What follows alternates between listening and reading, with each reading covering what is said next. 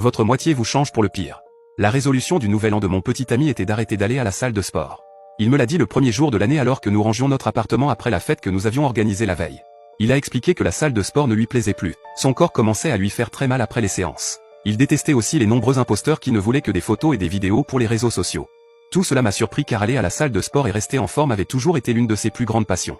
Il n'avait jamais mentionné auparavant des douleurs corporelles ou exprimé un quelconque désamour pour les autres adeptes de la salle de sport. Il m'a déçu car il avait un corps incroyable que je ne voulais pas voir disparaître.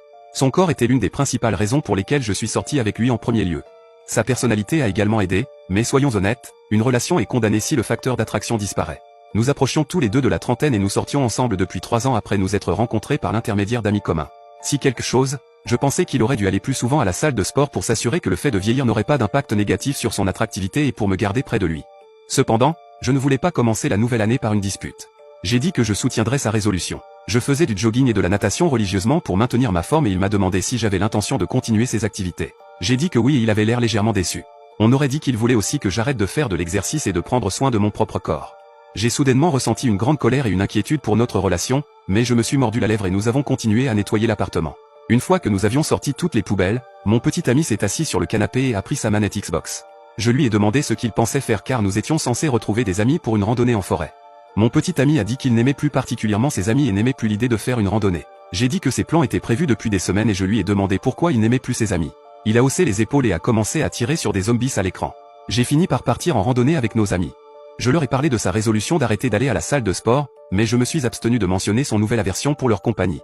Un ami a dit que je devais faire attention car cela pourrait être le signe qu'il devenait complaisant et me prenait pour acquise. Un autre ami a spéculé qu'il était déprimé et m'a conseillé d'y aller doucement. Le troisième ami a dit qu'il finirait par trop manquer la salle de sport et qu'il y retournerait finalement. Alors que je quittais mes amis pour retourner à l'appartement, je me demandais lequel de mes amis, le cas échéant, aurait raison.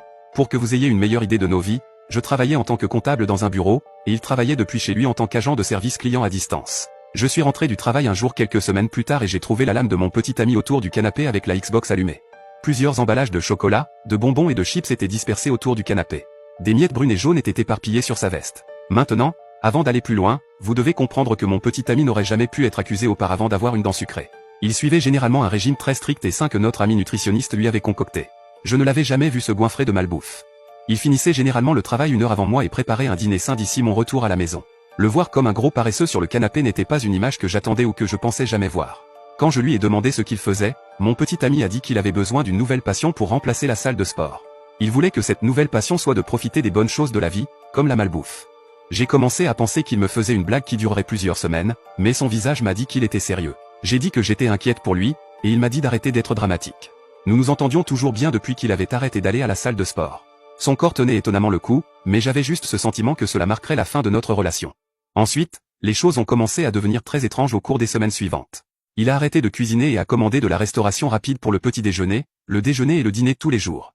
Des sacs et des boîtes de Burger King, McDonald's et Wendy's ont envahi notre appartement. La plupart des livreurs le connaissaient par son prénom et il a même invité l'un d'entre eux à jouer à la Xbox. Comme vous pouvez l'imaginer, avec l'ajout de la boulimie à son absence de salle de sport, ses abdominaux ont disparu et son ventre s'est étendu. J'ai perdu toute attraction pour lui, puis j'ai menacé à plusieurs reprises de partir.